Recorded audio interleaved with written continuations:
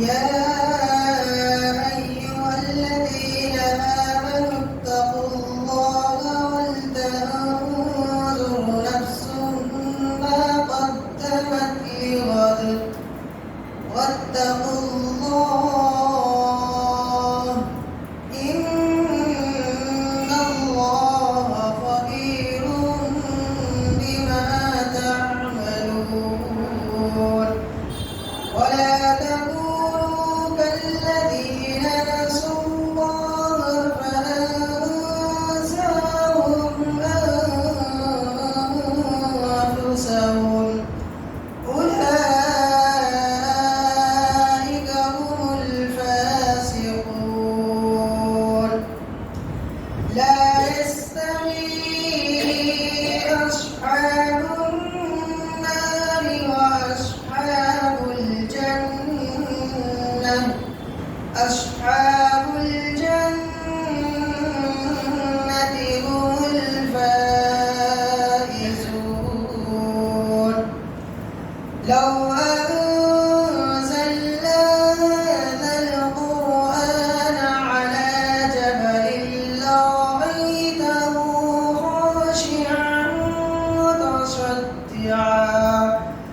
خاشعا متصدعا من خشية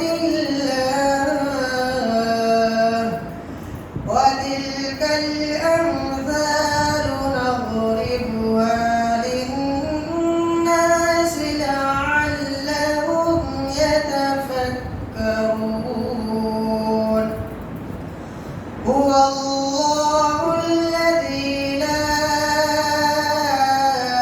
إله إلا هو عالم الغيب والشهادة هو الرحمن الرحيم هو الله الذي لا إله إلا هو الملك القدوس السلام المؤمن المهيمن العزيز الجبار المتكبر سبحان الله عما يشركون هو الله الخالق البارئ المصور له الأسماء الحسنى يسبح له ما في السماوات والأرض وهو العزيز الحكيم صدق الله العظيم والصلاة والسلام على سيد المرسلين حضرات علماء کرام معزز حاضرین مجلس پردہ نشین اور حرمین شریفین کی زیارت ایک عظیم نعمت ہے ہر مسلمان کی دلی خواہش ہوتی ہے کہ اللہ رب العزت ہر شخص کو وہاں ملے اور ہر ایمان والا یہ خیال کرتا ہے یہ سوچتا ہے کہ کب اس کا بلوا اللہ کی طرف سے آ جائے یہ انسان کے ہاتھ میں نہیں حدیث پاک میں آتا ہے اللہ کے آخری نبی سیدنا حضرت محمد رسول اللہ صلی اللہ علیہ وسلم ارشاد فرمایا کہ جب حضرت ابراہیم علیہ السلام خانہ کعبہ کی تعمیر کر چکے تو خانہ کعبہ کی تعمیر کرنے کے بعد اللہ رب العزت سے ارشاد فرماتے ہیں کہ اللہ آپ کا حکم تھا میں نے خانہ کعبہ کی تعمیر کر دی تو اللہ نے فرمایا کہ اے ابراہیم تم لوگوں کو بلاؤ خانہ کعبہ کی طرف تو حضرت ابراہیم علیہ السلام نے فرمایا اے اللہ میری آواز پوری دنیا میں کس طرح پہنچے گی؟ تو اللہ رب العزت نے فرمایا کہ بلانا تمہارا کام ہے اور آواز پہنچانا یہ میرا کام ہے۔ اللہ کے نبی صلی اللہ علیہ وسلم نے ارشاد فرمایا کہ جب حضرت ابراہیم علیہ السلام نے لوگوں کو بلایا تو آپ کے بلانے پر جن روحوں نے لبیک کہا اللہ رب العزت ان کو حج کی توفیق سے نوازے۔ یہاں تک آتا ہے کہ جو جتنی مرتبہ اس وقت لبیک کہا ہوگا، کوئی 1 مرتبہ کہا، کوئی 2 مرتبہ کہا، اگر کوئی 10 مرتبہ کہا، اگر کوئی 100 مرتبہ بھی کہا ہوگا، تو جتنی مرتبہ لبیک کہا ہوگا اس کو اتنی مرتبہ حج کی توفیق عطا ہوگی۔ آپ حضرات مبارکباد کے لائق کہ اللہ رب العزت آپ کو بلا رہا ہے۔ میری آپ سے درخواست ہے کہ وہ مقامات جہاں پر دعائیں قبول ہوتی ہیں وہاں پر اپنے لیے بھی دعا کریں، ہم سب مسلمانوں کے لیے دعا کریں، ملک کی عافیت کے لیے بھی دعا کریں۔ اسی طرح میں مبارکباد پیش کرتا ہوں حضرت مولانا یوسف جمال صاحب قاسمی، محتمم جامعہ حسینیہ امبرناتھ، جو الحمدللہ سالہ گزشتہ کی طرح اس سال بھی یہ پروگرام تربیتی حج کے عنوان سے جو کر رہے ہیں، اللہ انہیں جزائے خیر عطا فرمائے، اپنے شایان شان۔ اور میں بارہا کہتا تھا دوستو اس سے پہلے بھی، یہ ایک دن کی تربیت سے آدمی سیکھ نہیں پائے گا۔ میں یہ کہتا ہوں کہ ہر مسلمان کو یہ چاہیے کہ وہ سیکھے کہ حج کس طرح کرنا چاہیے، عمرہ کس طرح کرنا چاہیے۔ اگر اللہ کی جانب سے توفیق ہوئی تو اللہ وہاں اگر بلایا تو جا کر کے حج کا بھی موقع ملے گا، عمرے کا بھی موقع ملے گا۔ اگر خدا نہ خواستہ وہ موقع نہ ملا تو کم از کم اللہ کی شان سے، اللہ کی ذات سے ہمیں یہ امید ہے کہ ہو سکتا ہے اللہ ہمیں حج یا عمرے کا ثواب عطا فرمائے، کیونکہ اللہ کے یہاں کسی چیز کی کمی نہیں۔ اس لیے ہر ایمان والے کو چاہیے، ہر مسلمان کو یہ چاہیے کہ وہ حج کس طرح کرنا چاہیے، حج عمرہ کس طرح کرنا چاہیے، ہر شخص۔ اب میں آخر میں حضرت مولانا محمد خالد صاحب دامت برکاتہم سے درخواست کرتا ہوں کہ تشریف لائیں اور اپنے علمی بیان سے ہم سب کو مستفیض کریں۔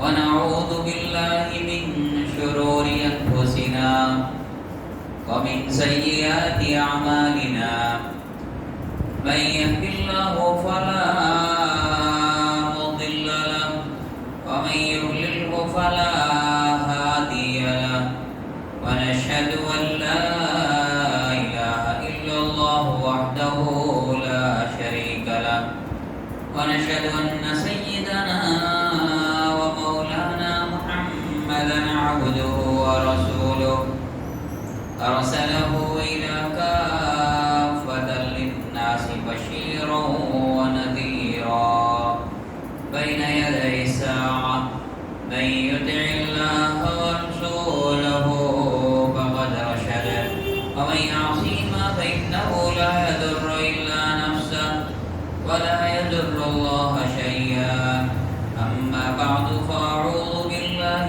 من الشيطان الرجيم بسم الله الرحمن الرحيم إن أول بيت وضع للناس للذي ببكة مباركا وهدى للعالمين فيه آيات بينات مقام إبراهيم ومن دخله كان آمنا ولله على الناس حج البيت من استطاع إليه سبيلا ومن كفر فإن الله غني عن العالمين وقال الله تبارك وتعالى الحج أشهر معلومات فمن فرض فيهن الحج فلا رفث ولا فسوق ولا جدال في الحج وما تفعلوا من خير يعلمه الله فتزودوا فإن خير الزاد التقوى واتقون يا أولي الألباب. وقال النبي صلى الله عليه وسلم الحج المبرور ليس له الجزاء إلا الجنة أو كما قال عليه الصلاة والسلام. میرے محترم حضرات حجاج کرام، ہمارے علماء کرام اور پردہ نشی ہماری ماں بہنیں، اللہ رب العزت نے ہم سب کو جو زندگی کا مرحلہ عطا فرمایا، یہ 3 زندگی کے مراحل ہیں. ایک تو ہمارا بچپنا ہے، دوسرا ہماری جوانی ہے، تیسرا ہمارا بڑھاپا ہے. اللہ رب العزت نے ان 3 جسموں کے اندر ہماری زندگی کو بانٹ کے رکھا، تقسیم کر کے رکھا. شروع کا زمانہ ہمارا بچپن کا ہوتا ہے، پھر درمیان میں اللہ رب العزت جوانی عطا فرماتا، آخری عمر ہمارے بڑھاپے کی ہوتی ہے. 2 زمانہ جو ہے یہ ہماری ضعف کا، کمزوری کا، نقاہت کا، ہم سب کے ایسی محتاجی کا زمانہ ہے. لیکن درمیان کا ایک زمانہ اللہ رب العزت جو عطا فرماتے ہیں، یہ جوانی کا زمانہ، جس کے اندر طاقت ہے، قوت ہے، استعداد ہے، ہر چیز اپنے تابع ہو کے انسان کچھ بھی کر سکتا ہے. لیکن یہ جو زمانہ ہے، پہلا زمانہ جو ہے نا بچپنے کا، جس کے اندر کمزوری ہوتی ہے. ایک بچہ جب پیدا ہوتا ہے خود کھا نہیں سکتا، خود پی نہیں سکتا، خود نہا نہیں سکتا، خود دھو نہیں سکتا، خود چل پھر نہیں سکتا. لیکن اس کمزوری کے زمانے کے بعد اللہ پھر قوت عطا فرما، پھر طاقت عطا فرما. لیکن ایک زمانہ جو ہمارا بڑھاپے کا آتا ہے نا، اس زمانے کے بعد اب طاقت قوت لوٹ کر نہیں آتی. کتنا بھی کوئی دوائی کھا لے، کتنی بھی کوئی مقاوی غذا لے لے، کتنی بھی کثرت اور ورزش کر لے، یہ ساری کی ساری چیزیں دھری کی دھری رہ جاتی ہے کہ اب بڑھاپے کی کمزوری تو سوائے قبر کے اب ختم نہیں ہو سکتی. ہمارا اپنا جو زمانہ ہے یہ درمیان کا تھوڑی سی طاقت کا زمانہ، جس کو علماء فرماتے ہیں کہ 18 سے لے کے 40 سال تک کا زمانہ. بس ادھر وہ زمانہ تھا بچپنے کا، جس کے اندر ماں باپ کی مرضی، اپنے بڑوں کی مرضی، ان کے اشاروں پر چلنا تھا. لیکن جوانی کا جب زمانہ آتا ہے، طاقت قوت تھوڑا سی ہری بھری ہو جاتی ہے، اور جوانی کے شادابی جو ہے دیکھ لیتا ہے، تو پھر اس کے بعد اس کی اپنی مرضی چلنے لگتی ہے. کتنے ماں باپ ہیں نا کہ ان کا بیٹا کیا کیا کھاتے ہیں، بولتے رہ جاتے ہیں، ٹوکتے رہ جاتے ہیں، بیٹا یہ غذا مت کھایا کرو، اس کے سمجھ ہی نہیں آتا. اپنی مرضی سے کھائے گا، اپنی مرضی سے شاپنگ کرے گا. کتنے کپڑے جن کی حقیقت ہمیں تمہیں معلوم ہے، ان بچوں کو سمجھاتے وہ سمجھ میں نہیں آتا. کتنے اٹھنے بیٹھنے والے، کتنی چیز استعمال کی غلط، یہاں تک کہ اتنی اپنی مرضی کلاتے چلاتے اور اپنے آپ میں اپنی رائے پہ فیصلہ کرتے کرتے اتنا آگے بڑھ جاتا ہے کہ اپنی مرضی سے بھی شادی بھی آگے بھی قدم بڑھا لے، رشتے بھی خود تلاش کر. کتنے ماں باپ کے آنکھوں کے آنسو نکل جاتے ہیں، کیا کریں میرے بیٹے کو سمجھ ہی بھی نہیں آتا، ماننے تیار. یہ درمیان کا زمانہ طاقت قوت کا ہے. یہ کوئی بہت بڑا زمانہ نہیں ہے کہ اس کے اوپر ہم لوگ نازا ہو جاوے، بلکہ اپنے کمزوری کو یاد رکھ کے ایک اللہ کی طاقت اور ذات ہے نا، اس سے وابستگی اور تعلق پیدا کر لے. یہ سب سے ہے، اللہ کی طاقت ہے، اللہ کی قوت ہے، یہ زندگی کے اندر اس سے تعلق پیدا کر لے ہوئے تو اللہ رب العزت اس کو بڑھاپے کے زمانے میں بلکہ قبر اور حشر کی منزلوں کے اندر بھی وہ طاقت اور قوت عطا فرمائیں گے، جس کے بل بوتے ہی جنت تک پہنچ جائیں. اس طاقت اور قوت کو سمجھانے کے لیے اللہ رب العزت جس دن سے بچہ پیدا ہوتا ہے اللہ اپنی الوہیت کی اس کے کانوں میں آوازیں لگا دیتے اذان کے ذریعے سے، پہلے ہی بتا دیتے تیرا رب کون ہے۔ تو کس کی گواہی دے گا؟ جینے کا طریقہ کون بتائے گا؟ اشہد ان محمد رسول اللہ، اس کے طریقے پر جینا۔ کس کے حکم پر چلو گے؟ اللہ کے حکم پر چلو۔ اس طاقت قوت کو لینے کا نام اللہ رب العزت نے دین رکھا ہے۔ یہ طاقت کہاں آئے گی؟ یہ قوت کہاں سے پیدا ہوگی؟ اس رب کی اطاعت و فرما برداری۔ اسی لیے حضرت علی رضی اللہ تعالیٰ عنہ کہتے ہیں نا، جو اللہ کی طاقت کو تسلیم کرتا ہے اس کی علامت کیا؟ کہ بھئی اتنی بڑی طاقتور اللہ کی ذات ہے، میں بھی ان سے وابستہ ہونا چاہتا ہوں، میں بھی اس سے تعلق، میں بھی اس سے رابطہ، میں بھی اس کے ماتحتی میں زندگی گزارنا چاہتا ہوں۔ اس کی علامت کیا ہے؟ حضرت علی رضی اللہ تعالیٰ عنہ کہتے ہیں کہ جو مسجد میں سب سے پہلے آوے اور مسجد سے سب سے آخر میں جاوے، سمجھ لے اللہ کی طاقت کو تسلیم کرے۔ پوری زندگی تو اتنا نہیں ہو سکتا ہے کہ ہر دن ہر نماز میں اتنے جلدی آ جاوے، اتنا طاقت سے جاوے، لیکن پورے ہفتے کے یعنی دن کے اندر پہلے تو کہ کوئی دن تو کوئی نماز میں ایسا ہو جاوے، کوئی مسجد میں نہ آیا ہوا ہے، کوئی ہفتہ ایسا ہو جاوے ورنہ بہت زیادہ مشغول ہے، کوئی 15 دن ایسا ہو جائے، کوئی مہینہ ایسا ہو جائے، کوئی سال کے اندر کوئی دن ایسا ہو جاوے ہم گھر سے بول کے نکلے میں اللہ کی طاقت کو تسلیم کرتا ہوں، دیکھو سب سے پہلے مسجد جا، سب سے آخر میں، اور جو اللہ کی طاقت کو تسلیم نہیں کرے گا سب سے آخر میں آئے گا، سب سے پہلے چلا۔ تو اللہ کی طاقت قوت کو ماننے کی سب سے بڑی علامت اللہ کے احکامات، اس کا حکم جو آتا جائے گا اس کو قوی بناتا جائے گا۔ نماز قوی بنائے گی، زکوٰۃ قوی بنائے گی، بلکہ اللہ رب العزت نے ایک عمل حج کا دیا ہے نا، یہ تو سب سے زیادہ تقویت پہنچانے والی چیز ہے۔ اسی لیے حاجی لوگ کی زندگیاں دیکھو کتنی چینجنگ آ جاتی ہے، اللہ رب العزت ان کی زندگی کے اندر کتنی طاقت اور قوت والا ان کو بنا دیتے، کتنے علاقے کے حاجی لوگ کو تو اللہ سرپنچ دنیا میں ہی بنا دیتے کہ کس کو بنائے سالس، کون فیصلہ کرے گا، کون ہمارے علاقے کا بڑا ہے۔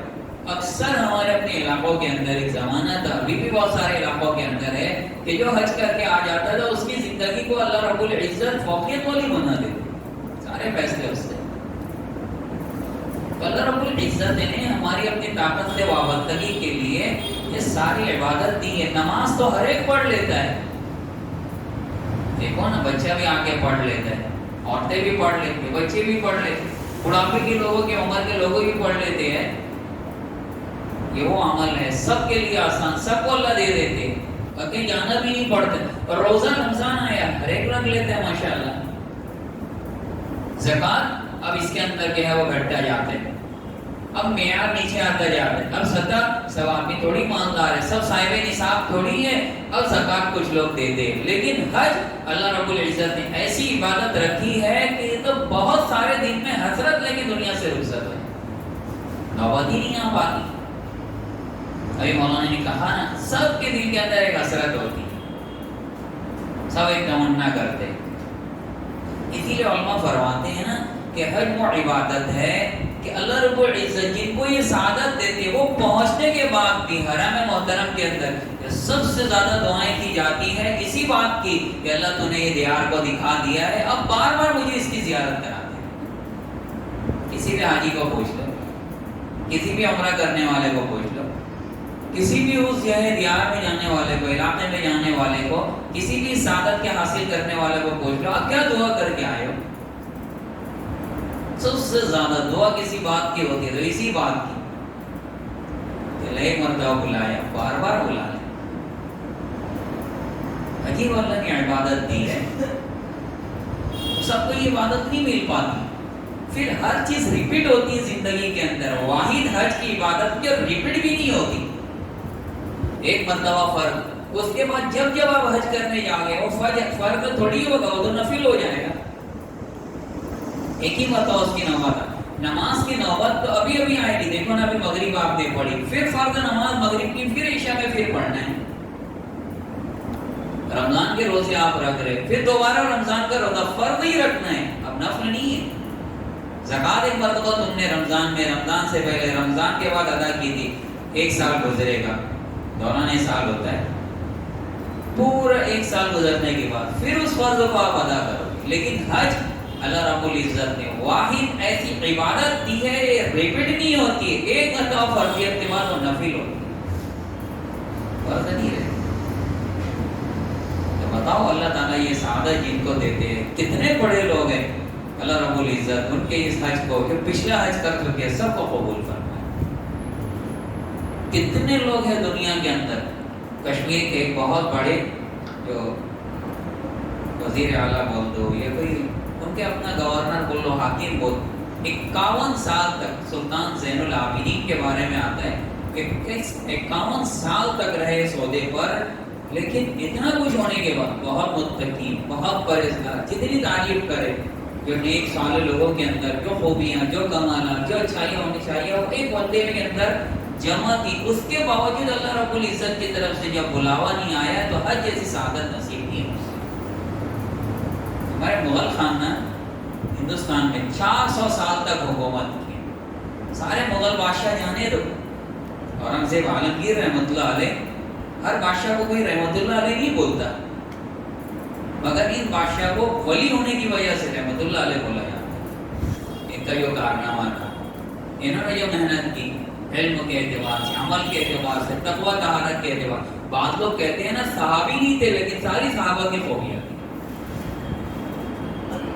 ان کی مسجد جا کے دیکھو اورنگ آباد کے اندر 2 حجرے بنے ہوئے، روزانہ کا معمول تھا. ایک حجرے میں داخل ہوتے تھے، 6 پارے ادھر پڑھتے تھے، 6 پارے ادھر جا کے. ہم لوگ جو ہے آدھا گھنٹہ ادھر نہیں گزار سکتے. ان کی ایسی خلوت گاہ تھی، اس کے اندر بیٹھ کے روزانہ ان کا معمول تھا. قرآن لکھتے تھے، ٹوپیاں سیتے تھے، اس سے گزر بسر کرتے تھے. فتاوی عالمگیری کے کتنا بڑا کام، بڑے بڑے مدارس، بڑے بڑی مساجد، سب ان کے کارنامے ہیں. لیکن اللہ کی طرف سے جب بلاوا نہ آیا تو یہ بھی اتنے بڑے بادشاہ، اتنے بڑے ولی ہونے کے باوجود محروم. علامہ اقبال شاعر مشرق، بڑے شاعروں کے اندر، شاعروں کے شعر کیا ہوتے ہیں، لیکن علامہ اقبال کے شعر علماء بیٹھے اور پوچھو اس کی تشریح کے اندر ایک بیان ہو جائے. علی میاں ندوی رحمۃ اللہ علیہ جب عرب گئے گا تو انہوں نے درخواست کی کہ علامہ اقبال کون ہے، پوری کتاب میں ان کی تشریح سوانی جیسی انہوں نے بتائی، تقریر کر کے. یہ وہ شخصیت ہے. جرمنی گئے، فرانس گئے اور کانفرنسوں میں کتنے ملکوں میں شرکت کی، لیکن حج کی سعادت نصیب کی. مدینہ کے اوپر انہوں نے وہ لکھا بھی نظم، مدینے کا سفر ہے اور میں نمدیدہ قدم لرزید، وہ خود ہی سفر. لیکن یہ سعادت نصیب نہیں ہو پائی. تخیلات کے اندر اور ساری چیزوں خیالات کے اندر بہت ساری چیزیں آئی. اللہ نے کتنا احسان ہے، کتنا شکریہ ہم لوگ ادا کریں کہ اللہ رب العزت اتنی بڑی سعادت ہمارے نصیب کے اندر کیسے کیا گئی. آپ لاکھ پتی ہے تو کیا ہوا، لاکھوں پتی لوگ ہمارے علاقے کے اندر. اب کروڑ پتی ہے تو کیا ہوا، کروڑوں پتی. یہ عبادت ایسی ہے جو اللہ رب العزت کی طرف سے صرف بلاوے پر ہی ہوتی ہے، اس کا ہی انتخاب ہوتا ہے. آپ کے پاس کچھ بھی ہو، ایسا نہیں کہ آپ کا پاسپورٹ بن گیا آپ کو حج نصیب ہو جائے، اس ملک کا ویزا مل گیا آپ کو حج نصیب ہو جائے، آپ کے پاس پیسے جمع ہو گئے تو آپ حج نصیب ہو. آپ اپنے علاقے کے اندر مسجدوں کو آباد کرنے والے، بہت اہتمام سے نماز پڑھنے والے، تب آپ بلا لیے جاؤ گے. نہیں نہیں، یہ تو اللہ کی نظر عنایت ہے جس پہ ڈال دی جائے. اتنی بڑی بات ہے کہ اللہ رب العزت نے سارے لوگوں میں سے آپ کو تجویز کر دیا. اور آپ کا امتحان کیا یہ عمل ہے، حج کا عمل کوئی معمولی عمل. جب اللہ رب العزت نے انسانیت کو پیدا کیا تھا نا تو انہوں نے اعتراض کیا تھا، تجعل فیہا من یفسد فیہا ویسفک الدماء. اللہ ایسی مخلوق کیوں پیدا کر رہے ہو جو زمین میں فساد برپا کرے اور خون خرابہ کرے. نہ آپ کا حق جانے نہ بندوں کا حق جانے، فساد بھی کرے آپ کا حق نہ جانے اور خون بہائے مخلوق کا حق نہ جانے. نہ حقوق اللہ نہ حقوق العباد. اللہ رب العزت کی اتنی ناراضگی ہو گئی کہ اللہ رب العزت نے اس کا اظہار کیا فرشتوں سے کہ میں ناراض ہو گیا. فرشتے اللہ کو منانے کے اندر لگ گئے، ایسے اللہ کے خوشنودی مل گیا. جو طریقہ ان کے ذہن میں تھا وہ سب کچھ کر رہا ہے. پھر ہمارے ذہنوں میں ہوتا ہے بھائی ان کو بنوانے کا کیا ہونا چاہیے، جو الفاظ ہو، جو اسٹائل ہو، جو طریقہ ہو، ہم لوگ سب اپنا لیں. تو فرشتوں کے بھی ذہنوں میں جو باتیں ہیں نا سب کچھ کر لیا، لیکن اللہ کی ناراضگی بجائے کم ہونے کے، ختم ہونے کے، وہ روز بروز بڑھتی چلی گئی. فرشتے دم حیران ہو گئے. پھر بیت معمور جو ان کے اندر بنا ہوا ہے نا خانہ کعبہ کے بالکل محاذات میں، اس بیت معمور کا انہوں نے طواف کیا. اب پراگندگی کی حالت کے اندر اپنا حلیہ، اپنا لباس، اپنا جسم، اپنی ساری ذات، اپنی ساری چیزوں سے مبرہ ہو کے، بے نیاز ہو کے، مستغنی ہو کے اس جگہ کا، علاقے کا اور اس بیت معمور کا چکر لگائے. اللہ کو یہ ادا بہت پسند آئی. اللہ رب العزت نے اپنی خوشنودی اور رضا کا اعلان کیا، اور پھر اس کے بعد کا ایک وقت آئے گا کہ میں انسانیت کو جس کو پیدا کرنے سے اعتراض کر رہے کبھی ناراض ہو جاؤں نا، اس کے محاذات کے اندر ایک خانہ کعبہ بیت اللہ بناؤ کہ جب میں ان سے ناراض ہوں گا وہ بھی اس بیت اللہ کا طواف کر لو گے، میں بھی ان کو ان سے راضی ہوں، میں بھی اپنی خوشنودی کا اعلان کروں. اچھا ہم لوگ کو پہلے ایک بات تھی سمجھ میں نہیں آتی تھی کہ بیت اللہ کا کوئی جو ہے طواف کرے تو اس کے گناہ کیسے دھل جاتے اور صاف ستھرا کیسے ہو جاتا ہے. اس کے آنکھوں کی گندگی، اس کے کانوں کی، اس کے زبان کی، وہ ظلمت اور تاریکی جو گناہوں کی ہوتی ہے اس کے اثرات تو دکھتے نہیں ہیں نا. اللہ اس کو اگر ظاہر کر دے کوئی ہمارے پاس بیٹھنا گوارا نہیں کرے گا، اللہ پوشیدہ رکھتے ہیں تو اس کی سیاہی کتنی خطرناک ہے. لیکن اللہ رب العزت نے اس طواف کے عمل کو آج بہت آسانی سے سمجھا دیا کہ پوری واشنگ مشین، عورتیں جس میں چکر دیتے رہتی ہے، وہ گندے، وہ میلے، وہ داغ دھبے والے کپڑے اجلے ہو کے، صاف ستھرے ہو کے ہمارے سامنے ظاہر ہو جاتے ہیں. دیکھو تو اس میں کیا کیا انہوں نے، بٹن چالو کر کے اس کو پھیرا دیتے رہے، سارے اس کی گندگی ختم ہو گئی. ایسے خانہ کعبہ کو جو طواف کرتے ہیں نا، اللہ رب العزت اس کے سارے جسم کے، سارے اعضاء کے اور سارے کیے ہوئے گناہوں کو اللہ ختم کر کے رکھے. اتنی بڑی سعادت کی بات. تو اللہ رب العزت نے جو حج کا آپ کو مرحمت فرمایا ہے، سعادت کو، یہ بہت اونچی چیز ہے، بہت اونچی چیز ہے. علاقوں کے اندر کوئی حج کر کے آ جاوے نا، اس کے خیر و برکات کیا ہوتے صحیح حج کر کے. اسی لیے اتنی محنت ہوتی ہے. آپ کو انہوں نے کیوں جمع کیا کہ بھئی یہ بہت اونچی عبادت ہے، اس کو ایسے ہی نہیں کر لینا. دیکھو جس کے اندر پیسہ بھی لگتا ہے نا اس کی بہت اہمیت بھی ہوتی ہے. ہمارے دل کے اندر بات آتے رہتی ہے بھئی اتنا پیسہ لگا کے ہم لوگ جا رہے ہیں، کبھی اتنا کسی کو دیے ہی نہیں. مسجد میں کتنا دیا؟ 10,000، 20,000، 50,000. لیکن اب تو اور بڑھتا جا رہا ہے، کئی لاکھ کا معاملہ ہے. آپ کو یہ ہوتا ہے کہ بھئی حج کرنا ہے لیکن سیکھ کر کرنا ہے. جو فری کی عبادت ہے یہ سب تصور نہیں آتے. اگر یہ ساری چیزوں کے اندر ایسے ہی پیسہ لگنے لگ جاوے تو بتاؤ عبادتوں کے اندر نماز کیسی ہوگی، روزہ کیسا ہوگا اور عبادتیں کیسی ہوگی. اس کو سیکھ کر کرنا ہے، ایسے ہی نہیں چلے جانا کہ بھئی ہے حج، ایک کام ہے وہ کرنا ہے. کتنے لوگ وہاں جا کے اسی لیے پچھتا جاتے، ایک تو اجلت کرتے، دوسرا دیکھا دیکھی کرتے ہیں، اور پھر تیسرا جو کام سیکھا نہیں ہے اس کو کرنے لگتے. تینوں چیزیں غلط ہیں. اب پہلے سیکھو اتنا. حضرت شیخ نے خود لکھا ہے نا، جس سال ہمیں حج کرنا جانا ہوتا تھا 6 مہینہ حج کی تیاری ہوتی، اور نبی پاک صلی اللہ علیہ وسلم نے تو صحابہ کو پوری زندگی حج سکھایا ہے کہ بھئی کیا کرنا ہے حج کے اندر، اور پھر جا کے خانہ کعبہ میں، اور پھر جا کے حجر اسود کے سامنے کھڑا کیا. 1 دن نہیں، 2 دن نہیں. اسی لیے علماء فرماتے ہیں یہ حج یا تو بنا دے گا یا تو بگاڑ دے گا. کتنے حاجی لوگ رہتے ہیں نا کہ جب صحیح حج کر کے آتے ہیں، جس کی وجہ سے ان کی زندگیوں کے اندر اتنی تبدیلی آ جاتی ہے، لوگ مثال دے رہے ہیں.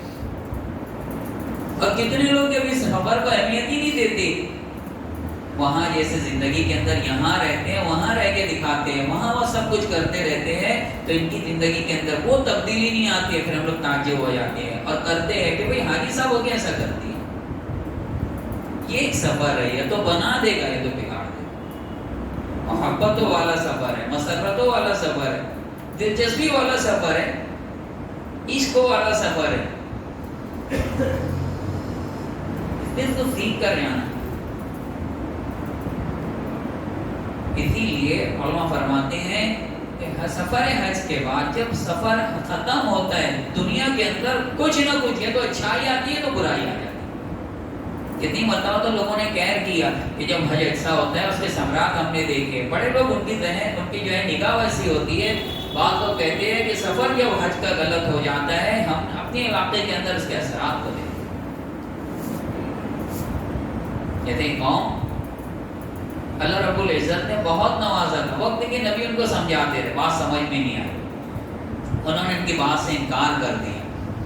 جب انکار کیا تو اللہ رب العزت نے علاقے سے بارش روک دی، اب بارش ہی نہیں ہو رہی، پریشان ہو گئے، انہوں نے دعا کی، اللہ تعالیٰ نے 3 جو ہے وہ بادل بھیجے، سفید بھی بھیجا، لال بھی بھیجا، کالا بھی بھیجا۔ تو لوگ سوچنے لگے کہ بھئی یہ بادل ہے، کس کو سلیکٹ کرنا ہوا ہے، کوئی بادل تجویز کر لو، اپنے لیے منتخب کر لو، کون سا ہونا چاہیے۔ تو اپنے اپنے ذہن سے سوچ رہے کہ بھئی سفید بادل میں یہ ہوگا، لال بادل میں یہ ہوگا، کالے بادل یہ برسائے گا۔ جب انہوں نے کہا کہ بھئی ہم کو کالا بادل چاہیے، پتھروں سے بارش ہوئی اس کے اوپر، جو بادل ان کی زندگی بنانے والا ہے وہی بادل ان کی جو ہے زندگی کو خراب بھی کرتا، تباہ بھی کرتا۔ تو جو ہمارے حج ہم کو بنانے والا ہے وہی حج بگاڑ بھی سکتے ہیں۔ ساری عبادتیں اللہ کی طرف سے متعین ہیں، لیکن حج کیا ہے؟ اللہ کے برگزیدہ، اللہ کے محبوب بندے، چاہے وہ بچے ہو، عورت ہو، مرد ہو، ان ساروں کی کچھ ادائیں اللہ رب العزت نے جمع کر دی۔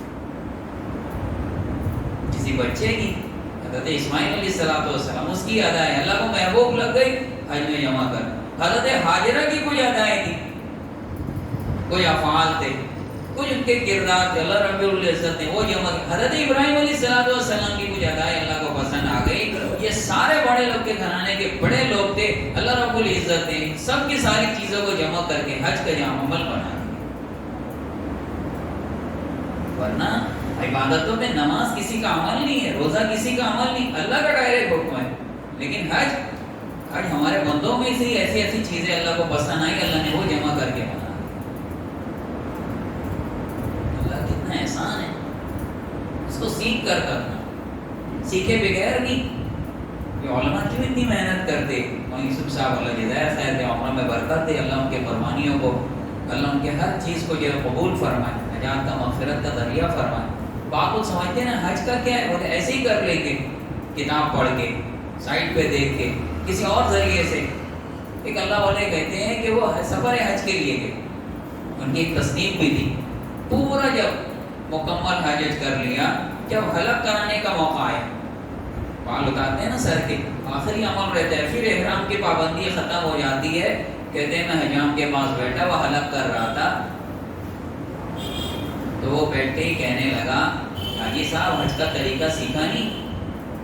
تو حیران ہو گئے، تو اس کے اندر طریقہ کیا ہے؟ آپ کو جو ہے وہ قبلہ رخ بیٹھنا چاہیے۔ اب دوسرے رخ پر بیٹھ گئے۔ پھر دوسرا مرحلہ آیا، چلا وہ حلق کرو، پھر وہ کہنے لگا کہ کاش تم حج سیکھ کر آتے۔ حج کے اندر طریقہ یہ ہے، جب حلق کرنے لگو دایاں طرف اور دایاں سر کا حصہ پیش کرو، آپ نے بایاں پیش کر دیا، دوسری بھی غلطی آپ نے کر۔ پھر وہ کہنے لگا حاجی صاحب کاش حج سیکھ کر آتے۔ حج کے لیے آپ عمرے حلق کے لیے بیٹھ گئے، آپ نے رقم بھی طے نہیں کی، سودا بھی نہیں کیا کہ کتنا میں لوں گا، اور ایسے ہی حلق کرانے بیٹھ گئے۔ کہتے ہیں میری 8 غلطیوں پر اس نے جو ہے نشاندہی کی کہ 8 تم نے مسٹیک کی ہے، اور ایک مصنف کا نام لیا، کاش اس کی کتاب پڑھ کر آتے۔ وہ کہنے لگے کہ وہ تصنیف کرنے والا مصنف میں خود تھا، لیکن پریکٹیکلی آج تک یہ سب کام نہیں کیا تھا، میں غلطی کر رہا ہوں۔ لیکن کتاب لکھ رہے ہیں نا، ان کو بھی معاملہ تو سمجھ میں نہیں آتا، ہم نے تو کتاب بھی نہیں لکھی، اتنا زیادہ پڑھا ہی نہیں، اس لیے مشق ہے۔ اس لیے جانے والے لوگ علماء کرام ہیں، ان کے بعد بیٹھ کے حج کا ایک ایک طریقہ سیکھنا، چند چیزوں پر اکتفا نہیں کر لینا یا فلاں میرے ساتھ ہے وہ سب بتاتا رہے گا، وہ سب کرا دے گا، نہیں، خود بھی براہ راست سیکھنا۔ بہت ساری جگہ ہم کو نشاندہی نہیں ہو پاتی، بہت سی جگہ آپس کے اندر جدائی ہو جاتی ہے، تو پھر آپ کیا کرو گے؟ پھر محنت کرنا، بھائی حج مجھے سیکھنا ہے۔ اللہ تعالیٰ نے نبی پاک صلی اللہ علیہ وسلم نے صحابہ کو پورا سکھایا تھا۔ زندگیاں جو سیکھ لیتا ہے نا اس کے لیے حج بہت آسان ہے، جو زندگیاں نہیں سیکھتے اس کے لیے حج بہت مشکل ہے۔ جو زندگیاں حدیث کے اندر نہیں آتا ہے کہ اللہ کے نبی پاک صلی اللہ علیہ وسلم نے حج کے لیے سارے صحابہ کو جمع کیا، آؤ حج کا طریقہ سیکھ لیں. لیکن بنیادی جتنی زندگی کی چیزیں تھے اللہ کے نبی پاک صلی اللہ علیہ وسلم نے سب سکھائی تھی. نماز خود حضرت جبرائیل علیہ السلام دنیا میں تشریف لائے. اللہ کے نبی آپ کو نماز سکھانا ہے. اللہ کے نبی صلی اللہ علیہ وسلم کو حضرت جبرائیل کر کے نماز کے سارے ارکان پورے کر کے بتا رہے. پھر کہہ رہے اللہ کے نبی آپ نماز پڑھ کر دکھاؤ. ایسے ہی ہر عمل کو سکھایا تھا. لیکن حج کا جب موقع آیا نا تو اللہ کے نبی پاک صلی اللہ علیہ وسلم نے کسی کو جمع کر کے نہیں، بس کل ہی اعلان کر دیا اس سال میرا حج کا اعلان ہے. اچھا حج کیسے ہو رہا تھا اس زمانے کے اندر؟ حج کی فرضیت تو سن 8 ہجری کی ہے. سن 8 ہجری میں حج فرض ہو گیا. اللہ کے نبی پاک صلی اللہ علیہ وسلم تشریف نہیں لے گئے. سن 9 ہجری اللہ کے نبی نہیں گئے.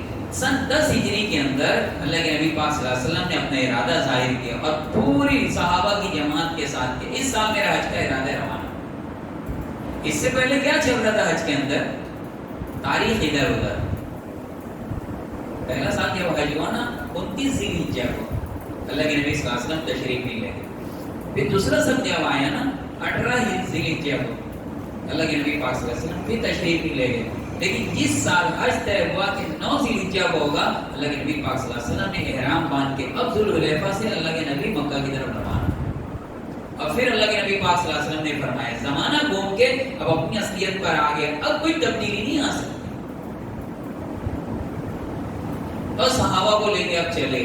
پورے سفر کے اندر اللہ کے نبی پاک صلی اللہ علیہ وسلم نے احرام باندھا ہے، احرام کا طریقہ سکھایا اور پھر لے کر چلے. ایک بات صحابہ پوچھنے آتے تھے اللہ کے نبی یہ طریقہ کیا ہے، یہ طریقہ کیا ہے. ام فضل کہتی ہے نا کہ ہم نے سوچا سفر میں اس اتنے بڑے سفر کے اندر اللہ کے نبی روزے سے تو نہیں ہے، چلو دیکھتے ہیں. دودھ پیش کر دیا، اگر منع کر دے تو سمجھ لینا روزہ ہے، اگر تناول فرما لے نوش فرما لے تو سمجھ لیں گے کہ ہم لوگ اللہ کے نبی روزے سے. حضرت عائشہ کہتی ہے نا جیسے ہی ہمارا سفر چالو ہوا مجھے فون آ گیا، جہیز آ گیا، عورتوں کو جو ماہواری آتا ہے وہ چالو ہو گیا. حضرت عائشہ رضی اللہ تعالیٰ نا رونے لگی. اللہ کے نبی کہنے لگے عائشہ کیا بات ہے، کیوں رو رہی ہے؟ اللہ کے نبی میرا تو حج سفر ہی خراب ہو گیا. کیا ہو گیا؟ کہتا ملوث ہو گئی. اللہ کے نبی پاک صلی اللہ علیہ وسلم نے فرمایا عائشہ یہ تو ساری عورتوں کے ساتھ پیش آتا ہے نا، خالی تو تھوڑی سی اندر ہے. پھر طریقہ بتایا. اسی لیے عورتوں کے اللہ نے کتنا آسان کیا سفر کو.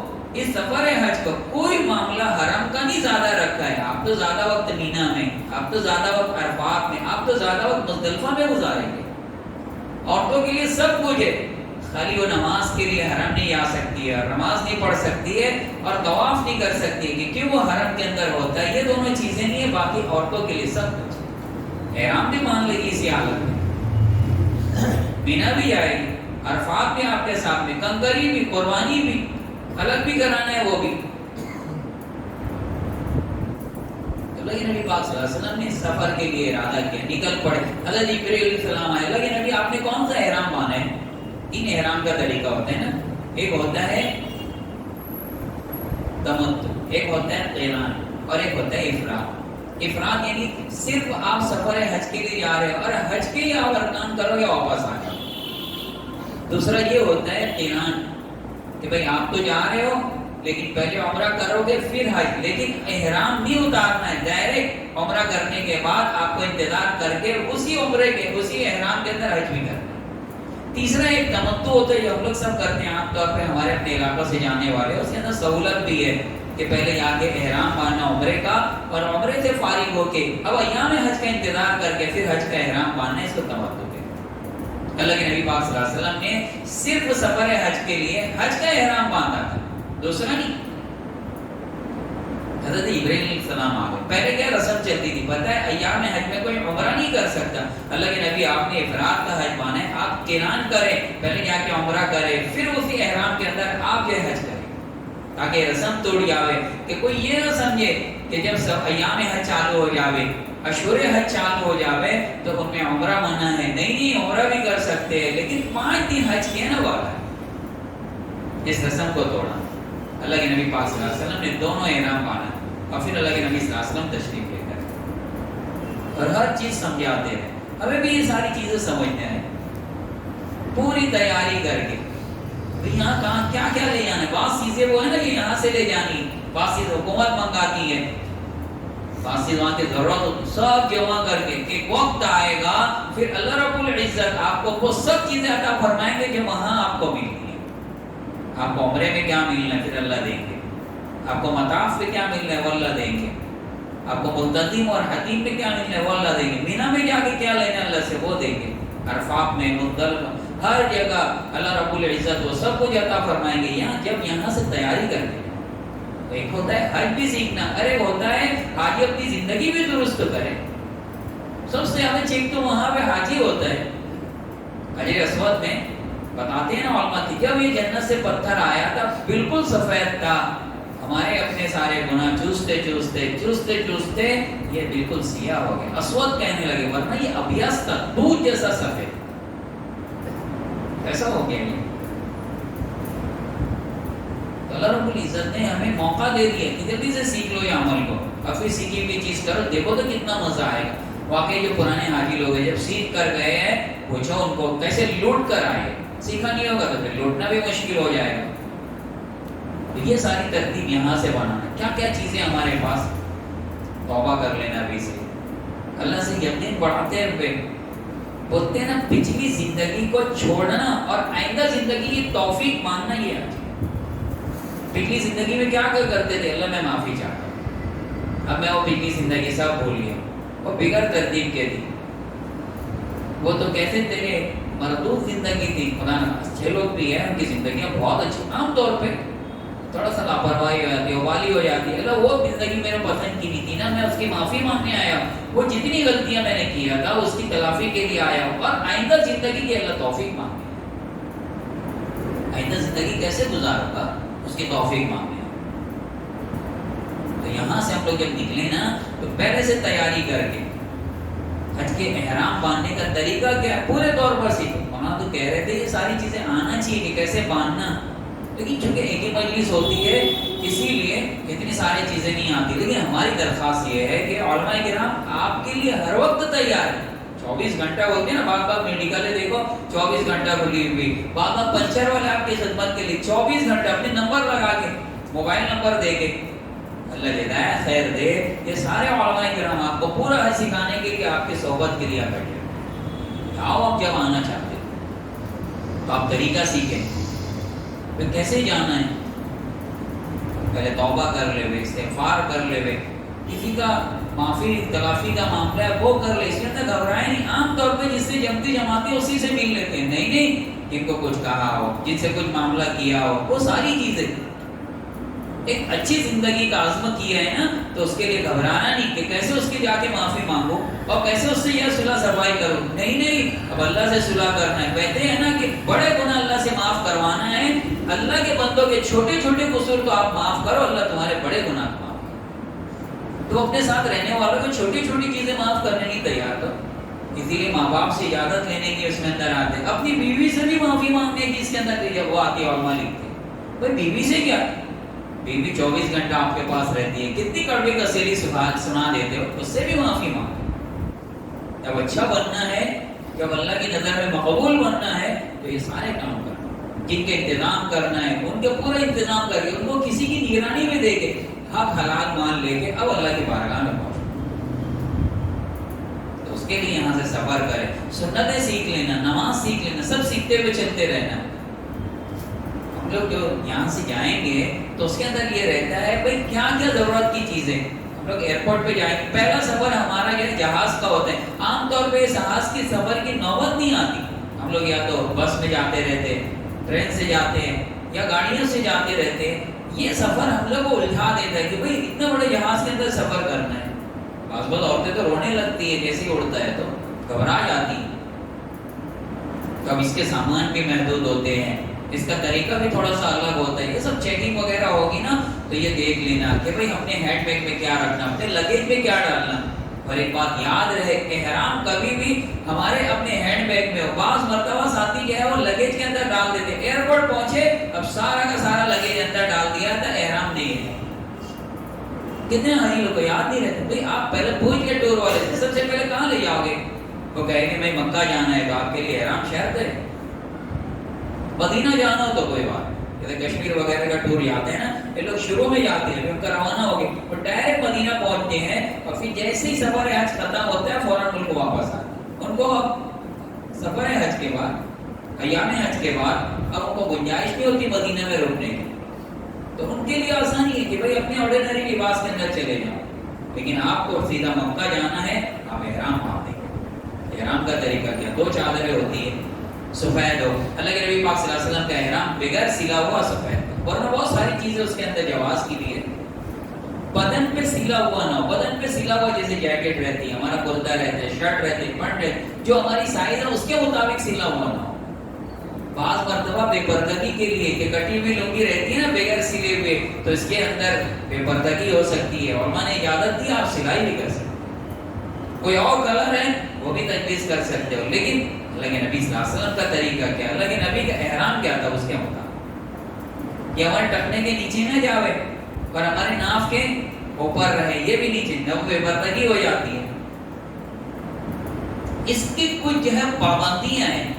احرام کہتے کس کو ہے؟ سفید چادر کے اوڑھ لینے کو احرام تھوڑی کہتے ہیں، سفید چادر کے اوڑھ لینے کو احرام نہیں کہتے۔ احرام کس کا نام؟ احرام جیسے ہم لوگ تکبیر تحریمہ کہتے ہیں نا، اللہ اکبر، اب چند چیزیں نماز میں حرام ہو جاتی ہیں، 4 چیزیں، ایسے ہی جب احرام آپ باندھو گے 8 چیزیں آپ کے اوپر حرام۔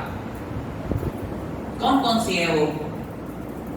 سب سے پہلے تو آپ سلا ہوا لباس نہیں پہن سکتے، آپ سر نہیں ڈھانپ سکتے، آپ چہرہ نہیں چھپا سکتے، آپ اپنے پیروں کی جو اوپر کی ہڈی ہے نا ٹخنے کی اور پیچھے کی یہ ایڑی، یہ دونوں نہیں چھپا سکتے، خوشبو نہیں لگا سکتے، خوشبو نہ کھا سکتے، نہ پی سکتے، نہ لگا سکتے، تینوں چیزیں، خوشبودار کوئی چیز نہ ہو آپ کے پاس، آپ بال نہیں کاٹ سکتے، آپ ناخن نہیں کاٹ سکتے، اور شکار وغیرہ کی طرف اشارہ ہے، شکار کرنا ہے یا کوئی چیز کو مارنا ہے، یہ سب نہیں کر سکتے۔ یہ 8 پابندی کا نام۔ اس کے اندر عورتوں کے لیے، عورتوں کا ان کا اپنا لباس، ان کا احرام، عورتوں کے لیے ٹکنے کی وہ ہڈی کو بھی چھپانا ہے، وہ بھی موزے بھی پہن سکتی ہے۔ ان کے لیے صرف چہرے کے اوپر پردہ، چہرے کے اوپر کپڑا نہ پڑے، پردہ نہیں کہ پردہ معاف ہو گیا۔ بہت سارے سمجھتے ہیں کہ چونکہ چہرے پر جو ہے وہ کپڑا نہیں رکھنا چاہیے تو اب پردہ معاف ہو گیا، نہیں، عائشہ فرماتی ہے کہ ہم لوگ اپنے چہروں سے اپنے جو ہے چادروں کو دور رکھتے تھے، بعض مرتبہ نکال بھی دیتے تھے، جیسے ہی آہٹ ہوتی تھی کسی مرد کے آنے کی فوراً پردہ کر لیتے تھے۔ پردہ بھی کرنا ہے، اتنا بڑا سفر ہے، اس کے اندر بے پردگی یہ بہت بڑا گناہ ہے۔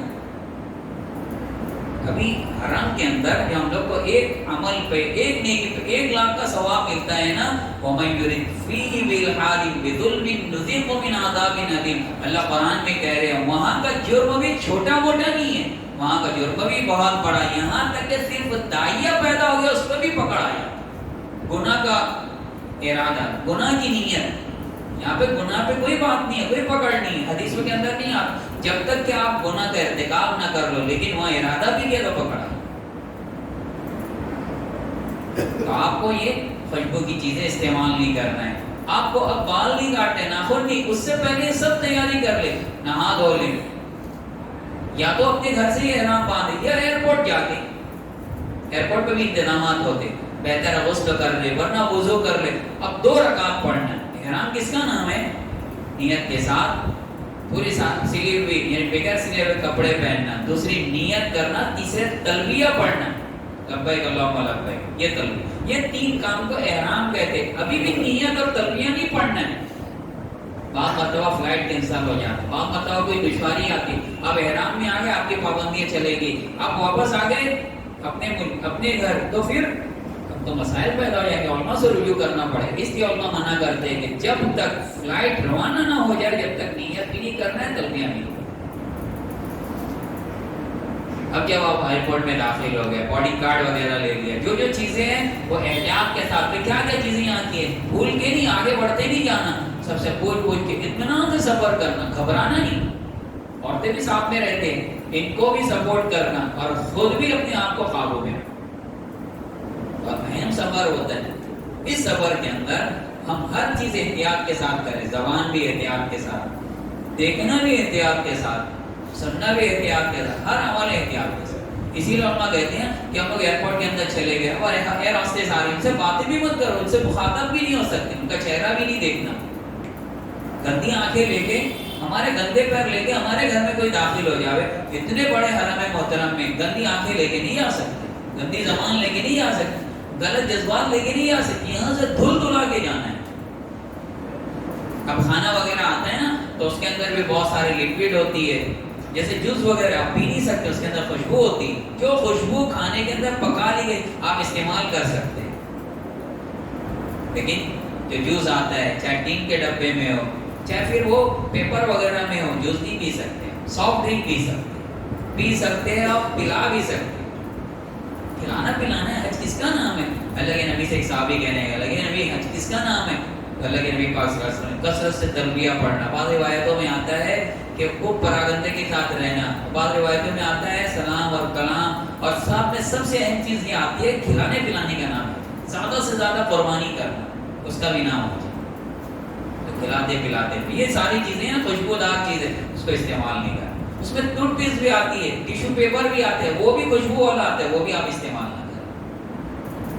اور جیسے ہی جو ہے اب فلائٹ روانہ ہو جائے فوراً نیت کر کے تلبیہ پڑھنے، اب تاخیر نہیں کرنا. یہاں سے حاجی بیچارے جاتے ہیں، تھکے آ رہے رہتے ہیں، اب پتہ چلا اپنی سیٹ پر جیسے ہی دراز میں نیند لگ گئے، اب کہیں میقات میں داخل ہو کے اب نیت اور تلبیہ بھول گیا، آپ کو اوپر دم لازم ہے. اب تاخیر نہیں کرنا، اب جلدی سے پڑھنا. اور پڑھانا بھی نیت کرنا ہے. کون سی نیت؟ میں فوراً کہ میں عمرے کی نیت کرتا ہوں، اور حج ہے تو ڈائریکٹ حج کے لیے جا رہا ہوں، حج کی نیت کرتا ہوں. اللہ آسان فرما اور قبول فرما. جب تک اللہ کی طرف سے آسانی نہیں آ جاوے حج آسان نہیں ہو سکتا، اور جب تک اللہ تعالیٰ کی قبولیت نہ ملے اتنا بڑا سفر ہم لوگ جو ہے خالی ہاتھ نہ لاؤ. آپ کو پورے سفر کے اندر حج کے اندر یہ ملے گا. اللہ کے نبی کہہ رہے ہیں، کون کہہ رہے ہیں؟ جن کے لیے تو پوری کائنات مسخر کی گئی تھی، وہ کہہ رہے ہیں اللہ سہولت عطا فرما. اور جن کا عمل کوئی مردود ہو سکتا ہے وہ کہہ رہے ہیں اللہ قبول فرما. تو امتیوں کے لیے سہولت کی دعا بہت اہم ہے، قبولیت کی دعا بھی بہت ہے. اللہ میں عمرے کا ارادہ کرتا ہوں، اللہ آسان فرما اور اللہ قبول فرما. پھر تلبیہ 3 مرتبہ بلند آواز، عورتیں ہو آہستہ آواز کے ساتھ پڑھیں گی، ان کو بلند آواز سے نہیں پڑھنا. 3 مرتبہ بلند آواز. یہ تلبیہ وغیرہ بھی سے سب یاد کر لیں. ہاں یہ تو پورا وظیفہ ہے، پورا ترانہ ہے حاجیوں کا، جو پورے سفر کے اندر کثرت کے ساتھ پڑھتے رہے ہیں. آپ کیا کرنے جا رہے ہیں؟ عبادت کا سفر ہے، یہ کوئی سیاحت کا سفر نہیں ہے. آپ کی زبان، آپ کا دل، آپ کا دماغ، آپ کی ہر چیز اللہ کی عبادت کے اندر لگے رہے، ذکر کے اندر. ورنہ نہیں کچھ ہے تو آپ چپ چاپ بیٹھے رہو، لیکن بچا کے اپنے آپ کو، اپنی نگاہ کو، اپنے ہر چیز کو. وہاں جب پہنچ جائیں گے اب اجلت نہیں کرنا. وہاں پہ پہنچنے میں یہاں سب جائیں گے نا تو سب سے پہلے ایئرپورٹ پہ پہنچ کے نماز کا بھئی ہمارا سامان کیا، ہمارے یہ کیا. سب سے پہلے نماز نہیں پڑھی ہے تو نماز کا وقت تو نماز پڑھنا اور باہر نکلنا. پھر ان کے اندر جو ہے نا بہت ساری سواریاں لگتی ہے، دھیرے دھیرے وہ لے کر جاتے ہیں. اجلت نہیں کرنا، ہمارا میٹر چالو ہو چکا ہے. یہ جو ہے نا فکر کا سفر ہے کہ بھئی اللہ پہنچا دے، اور جب پہنچ جاوے تو اب شکر کا سفر ہے. اور کوئی معاملہ پیش آ جائے تو صبر کا سفر. کوئی بات کے اندر بھی مشتعل نہیں ہونا، یہ کیا کر رہے ہیں، یہ کیا ہو رہا ہے. اطمینان کے ساتھ آپ کو اللہ تعالیٰ کی طرف سے جو رکاوٹ آئے گی وہ اللہ کی طرف سے آئے گی، جو سہولت ملے گی اللہ کی طرف سے ملے گی. بس اللہ کی طرف رجوع کرنا، اللہ سہولت والا سفر کروا دے. جتنی دیر لگ جائے ایئرپورٹ پہ، اب دھیرے دھیرے آپ روانہ ہوں گے. جو جو چیزیں وہ پورے کرتے ہوئے اب روانہ ہو جائیں. ہوٹل پہ پہنچیں گے، وہاں پہ اپنی ضروریات سے فارغ ہو جائے. اب جلدی نہ کرے کہ کوئی جلدی سے اپن عمرہ کر کے فارغ ہو جائے. نہیں، جب تک طبیعت کے اندر بشاشت نہ پیدا ہو جائے آپ حرم کی حاضری کو ابھی ملتوی رکھیں. تھوڑا سا توقف کریں، تاخیر کریں. مکمل طور پہ تیار ہو جائے تو اب اپنے ساتھیوں کے ساتھ دھیرے دھیرے اتریں. ساری ضرورت اپنے روم پہ پوری کر لیں. اب حرم میں نہیں، نہ تو پھر ادھر ادھر جا کے سب منتشر ہو جائیں گے. وہیں جا کے پورے اطمینان کے ساتھ اپنے سفر کی پوری تیاری کر لیں. کچھ رقم ساتھ میں رکھ لیں، عورتوں کو بھی دے دیں. سب کچھ نہیں، ارے تو کہاں چلی جاؤ گی، اپن دونوں ساتھ کے اندر ہیں. نہیں کوئی معاملہ پیش آ گیا، کوئی مسئلہ پیش آ گیا، ان کے ہاتھ میں بھی کچھ نہ کوئی رقم ہونا چاہیے تاکہ وقت ضرورت ہو اس کو استعمال کر سکے. سارا سامان، سارا پیسہ اس کے اندر بھی نہیں رکھنا، اپنے بیڈ کے اندر یا اپنے ساتھ میں. خدا نہ خواستہ کوئی چور آتا نہیں ہے لیکن کسی کا ارادہ بدل گیا, کسی کی نیت میں فتور آ گیا تو کہیں وہ ہماری رقم نہ لے رہے, اور ہم لوگ نہتے رہ جائیں. وہ جو امانت روم ہے نا اس میں جمع کر دینا, روم پہ بھی نہیں رکھنا, ورنہ تو ادھر بھی حادثہ ہو جاتا ہے. ادھر بھی نہیں رکھنا, امانت روم میں لگا دینا, تھوڑا اپنے پاس بھی رکھنا. اب اس کے بعد جیسے ہی ہوٹل سے باہر آئے فوراً آپ کارڈ ضرور لے لیں. آپ کہاں کے رکے ہیں آپ کو پتہ ہی نہیں ہے, آپ کا ہوٹل آپ بتانا چاہتے ہیں, وہ تو سب عربی میں بات کرنے والے ہیں نا. اکثر آپ کس کو سمجھا پاؤ گے؟ آپ کے پاس وہ ہوٹل والے کا یا روم والے کا ایڈریس ہوگا نا, آپ سہولت کے ساتھ آسانی کے ساتھ ادھر پہنچ جائیں, عورتوں کو بھی دے دیں, بلکہ بڑے بوڑھے ان کے تو گلے میں ڈال دیں کہ بھئی اور ادھر ادھر نہ ہونے پائے. پھر اب اطمینان سے نکلے, باہر آتے ہوئے لوکیشن دیکھ لیں کہ اپن کس جگہ تھے, کیونکہ اب جب واپس آؤ گے نا حرم سے کوئی سمجھ ہی نہیں آئے ہم لوگ کہاں سے نکلے. آزو بازو کی چیز دیکھ لو گے نا, آپ کو اندازہ ہوگا کہ ہم لوگ یہاں سے نکلے تھے, اس ہوٹل میں, اس روم میں, اس جگہ پر ہم لوگ ٹھہرے ہوئے تھے نا. پھر اس کے بعد تلبیہ پڑھتے ہوئے, لبیک کہتے ہوئے, پورا سفر تو تلبیہ کہیے پڑھتے ہوئے روانہ ہوتا. جیسے جیسے حرم قریب آ رہے ہیں ان کے جذبات کتنے بدلتے, رونا آ جائے گا کہ یہ وہ کون سا شہر ہے جدھر نبی رہتے تھے, سارے انبیاء آئے ہیں. معمولی سفر ہے, ہمارے جذبات کیا ہوں گے, اللہ سے خوب دعا کرتے ہوئے اب دھیرے دھیرے حرم محترم میں داخل ہونا. مسجد کے آداب ہوتے تھے, اب سب سے بڑی مسجد کے اندر جو ساری مسجدوں کی ماں ہے ام المساجد کے اندر ہم لوگ جائیں ادب کے ساتھ, احترام کے ساتھ, سر جھکائے ہوئے, تلبیہ پڑھتے ہوئے. خانے کعبہ پہ پہلی نظر پہ علماء فرماتے ہیں دعائیں قبول ہوتی ہے, عجلت نہیں کرنا اپنی آنکھوں کے اٹھانے میں, بلکہ پہنچتے رہنا. اور جب ایک دم محاذات میں آ جاوے تو سائڈ میں ہٹ کے پھر دعا کے لیے اپنے آپ کو اور اپنے سارے لوگوں کو جمع کر کے پھر دعا کریں. آپ وہیں کھڑے ہو جائیں گے نا تو شفتی لگاتے رہیں گے, طریق کہتے رہیں گے. آپ بولیں گے یہ کیا طریقہ ہے, ہم کو دعا مانگنے بھی نہیں دیتے. نہیں, آپ دیکھو تو آپ کدھر کھڑے ہوئے ہیں, بے اصولی اپنی دیکھنا, سامنے والے کی. اب سائڈ میں ہو گئے, خوب اطمینان سے دعا کرنا. جیسے ہی کعبے پہ نظر پڑ جاوے فوراً تکبیر کہیں, اللہ اکبر, لا الہ الا اللہ, 3 بار. اس کی دعائیں بھی آتی ہے, دھیرے دھیرے یاد کرنا. نہیں بھی یاد ہو ٹھیک ہے, آپ جو دعا کر سکتے ہو کرنا. اللہ مستجاب الدعوات بنا دے. اللہ کتنے نبی دنیا میں سب حج کرتے رہے, جو دعا مانگی ہو اللہ میرے حق میں قبول کر. اور بھی بہت ساری چیزیں ہو دعا مانگی. پھر اس کے بعد آپ حرم میں جب داخل ہو گے, سب سے پہلے پورے حرم کا ہر زاویے سے لوکیشن دیکھیں, اپنے ساتھیوں کو بھی سمجھا دیں کہ بھائی اس کے اندر ہم لوگ دیکھو حرم کے اندر آ گئے, یہ خانہ کعبہ ہے, پھر حجر اسود یہ ہے, ادھر پیچھے ملتزم ہے, یہ مقام ابراہیم ہے, ادھر حتیم ہے, یہ پورا مطاف ہے, اور پھر وہ زمزم کا کنواں ہے, زمزم کے نل لگے وہ دکھانا, دیکھو یہ صفا ہے, یہ مروہ ہے, سارا پورا لوکیشن پہلے بتا کے پھر داخل. کون سے گیٹ سے داخل ہوئے تھے, باب السلام سننا تھے, لیکن آپ جس گیٹ سے داخل ہونا چاہے داخل, اور جس گیٹ سے داخل ہو اس کو یاد رکھنا. بڑے بڑے مینارے, اب تو سب لوکیشن بھی بدلتے جا رہے ہیں نا. پہلے باب العمرہ تھا, باب الفتح تھا, باب عبدالعزیز تھا, سب نام تھے, اس کے نئے نمبر تھے. لیکن پھر بھی اپن جس دروازے سے داخل ہوئے, حرم کے اندر بھی وہی دروازے کا مین جو ہے نمبر لکھا ہوا رہتا ہے, اسی سے واپس آئے. ورنہ پتہ چلا داخل کہیں سے ہوئے تھے, نکل رہے کہیں سے, تو کہیں سے کہیں پہنچا. اب حرم میں جب داخل ہو گئے, عورتوں کا تو وہی حرم جو ہے احرام ہے, ہمارا احرام جو ہے وہ چادر ہے. اب استوا کرنا, یہ جو دایاں ہاتھ ہے وہ کھول دینا, اس کو کہتے ہیں استوا. بھیڑ میں جانے سے پہلے عمل کر لیں, یہ عورتوں کے لیے. دوسرا رمل بھی عورتوں کے لیے نہیں, اکڑ کے چلیں گے نا وہ بھی نہیں ہے. 3 طواف کے چکروں کے اندر, یعنی طواف کے 3 چکروں کے اندر رمل کرنا ہے 4 منٹ. یہ کیا ہوا تھا بتائیں, جب نبی پاک صلی اللہ علیہ وسلم مکہ سے ہجرت کر کے مدینہ چلے گئے, صلح حدیبیہ ہوا, اللہ کے نبی پاک صلی اللہ علیہ وسلم نے کوشش کی. پھر جب حج کی یہ عمرے کی ان کو اجازت مل گئی, آپس میں صلح ہو گئی, تو اللہ کے نبی پاک صلی اللہ علیہ وسلم جب تشریف لانے لگے تو مکہ والے کہنے لگے کہ مدینہ والے ان کی آب و ہوا نے توڑ کے رکھ دی, کمزور ہو گئے, ان کا بدن, ان کی طاقت, ان کی قوت, ہر چیز میں فرق پڑا. اللہ کے نبی پاک صلی اللہ علیہ وسلم نے فرمایا کہ تم رمل کر کے پہلوانوں کی چال پکڑ کے چلو, اللہ کو ناپسند ہے, لیکن اس وقت یہ اللہ کو وہ چال پسند. میرے نبی نے صحابہ کو بتایا تھا تم بھی اکڑ کر جائے, تو وہ سب دیکھ رہے تھے نا. مکہ سے مدینہ سے لوگ آئے, کیا حال ہے, ارے یہ تو پہلوانوں جیسا چل رہے, ان کی طاقت قوت پہلے سے بڑھ گئی ہے. پھر اللہ کے نبی پاک صلی اللہ علیہ وسلم کی عادت شریف دل آزاری نہیں تھی. علماء فرماتے ہیں 3 چکر کے بعد چوتھے چکر میں اب رمل نہیں ہے, خدا نہ خواستہ رہ گیا چھوڑ دو. چوتھے چکر کے اندر عام حالت کے اندر پڑھنا ہے, بس اس کے مطابق چلنا ہے. کیونکہ اب بار بار ویسے چل کے دکھاؤ گے، پورا طواف ویسے ہی کرو گے تو ان کی دل آسانی بس اب بتا دو.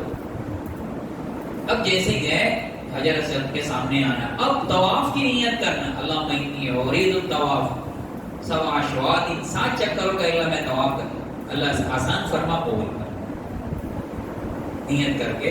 اب جو ہے 2 کام کرنا ہے، ایک استقبال کرنا ہے اور دوسرا استلام کرنا ہے. استلام کہتے ہیں بوسہ دینا. ایک استقبال کرنا ہے، جیسے ہم لوگ کانوں تک ہاتھ اٹھاتے ہیں نا تکبیر تحریمہ میں نماز کے لیے، ویسے اٹھانا ہے، بسم اللہ اللہ اکبر وللہ الحمد، ابھی چھوڑ دیں. اور پھر دوسری مرتبہ کندھے کے محاذات میں استلام کی شکل کہ میں حجر اسود کو بوسہ دے رہا ہوں. حجر اسود کا بوسہ 3 طریقے کا ہے، یا تو ڈائریکٹ اس پر ہاتھ رکھا جاوے، لیکن احرام کے حالت میں منع ہے، خوشبو ڈالی جاتی. دوسرا طریقہ کہ بھئی کوئی چھڑی اس کے اوپر لگائے یا اس کو بوسہ دے دیا جائے. تیسرا طریقہ دور سے اشارہ کر کے اور اس کو چوم لیا جائے ہتھیلی کو. اب یہ تیسرا کام، چونکہ وہاں پہ بہت ازدحام بھیڑ بھاڑ ہوتی ہے، تیسرا طریقہ کہ ہم لوگ وہ جو ہے خانے حجر اسود کے محاذات میں اپنے ہاتھوں کو ڈال کے رکھ کر پھر اس کو استعمال کریں بوسہ.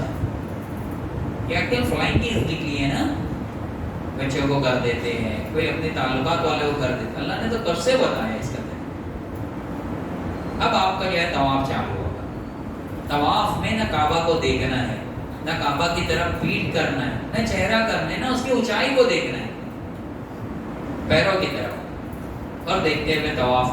طواف اللہ رب العزت کی طرف سے اتنا آسان عمل ہے، اتنا آسان عمل ہے. آپ کو کچھ نہیں آتا، آپ خالی طواف کر لو، اللہ اسی کو قبول کر لے. لیکن آپ کو کیا کرنا ہے اس طواف کے اندر؟ سوم کلمہ یاد ہو، آپ سوم کلمہ پڑھیں. سبحان اللہ العظیم بحمدہ یاد ہے، وہ پڑھتے. لا الہ الا انت سبحانک انی کنت من الظالمین، وہ پڑھ سکتے ہو جو تسبیحات. پھر اس کے علاوہ آپ جو چاہے دعا کر سکتے ہو، جو چاہے دعا کر سکتے ہو. یہ خانہ کعبہ میں نا رکن کہتے ہیں 4 کونے کو. ایک حجر اسود کا ہے، پھر اس کے بعد رکن شامی ہے، رکن عراقی ہے، رکن یمانی ہے. ہم لوگ رکن یمانی بولتے ہیں. رکن یمانی یعنی یمن کی طرف جس کا رخ ہے کعبے کا، اس کو کہا جاتا ہے اس طرف یمن ہے، اس طرف جو ہے عراق ہے، اس طرف شام ہے. اللہ کے فضل و کرم سے جو حجر اسود جس کونے پر نصب ہے نا، یہ رکن ہندی ہے. ہمیں کون سا رکن ملا ہے؟ حجر اسود والا. ایک زمانہ وہ بھی گزرا.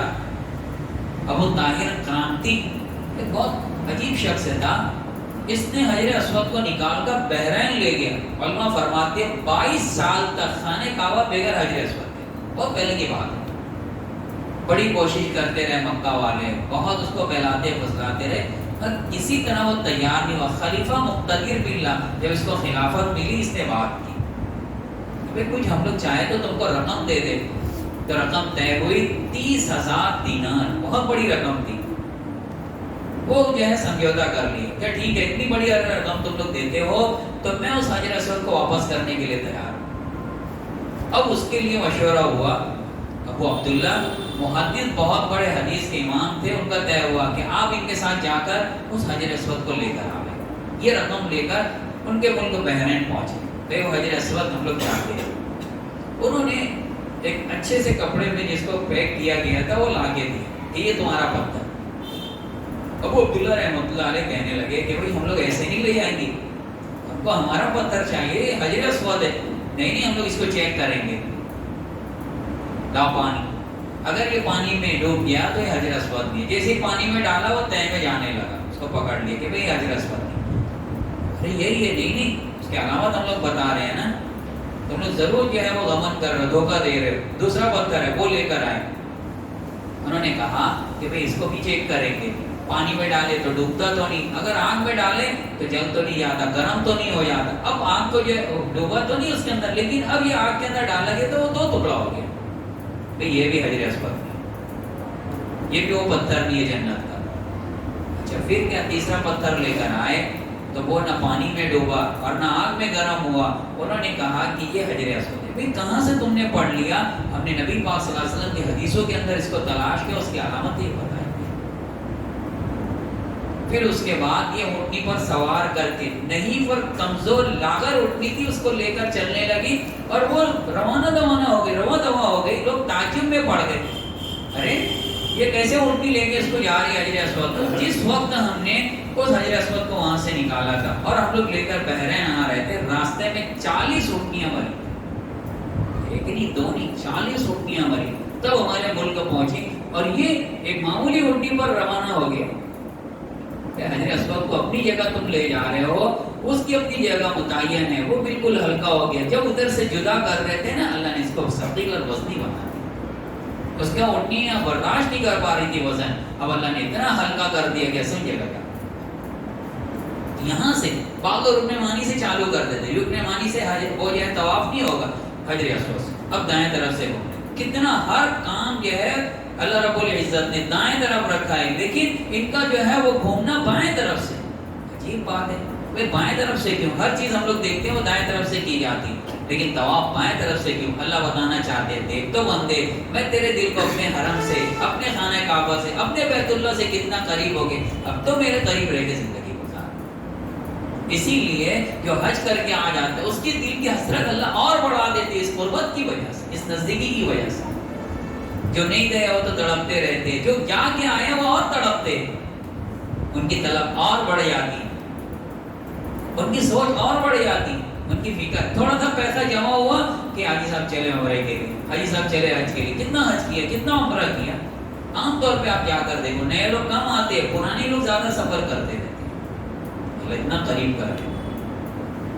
اس طرف کے دو رکن پہ، دو کونے پہ کوئی دعا نہیں ہے، لیکن رکن ایمانی رکن جو ہے وہ جو حجر اسود ہے اس پہ دعائیں ہیں کہ وہ اپنی شکل فنی ہے جو حضرت ابراہیم علیہ السلام نے تعمیر کیا تھا، اس کے اندر تبدیلی آ گئی. یہ دو کونے ابھی تک پر رکن ایمانی پر کوئی آوے، اللہ کے نبی پاک صلی اللہ علیہ وسلم فرما رہے کہ کوئی اگر اتنی دعا پڑھے، اللہم انی اسألک العفو والعافیہ ربنا آتنا فی الدنیا حسنہ، 70 فرشتے اس کی دعاؤں کو لینے کے لیے اور اس کے آمین کہنے کے لیے وہاں تڑپتے رہے.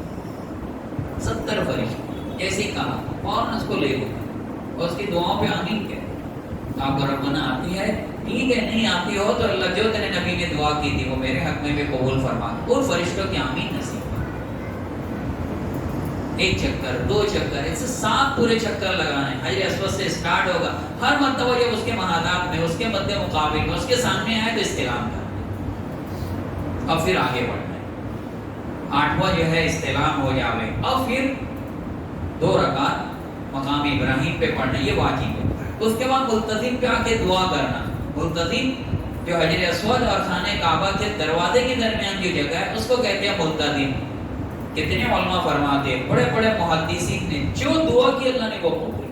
ایک حاجی صاحب کہتے ہیں ہم لوگ جا رہے تھے حج کے لیے تو ایک عورت دوڑتے ہوئے آئی، کہنے لگی حضرت میرے شادی کو کئی سال ہو گئے، آپ جا رہے ہیں نا خانہ کعبہ میں، میرے لیے بھی دعا کریں.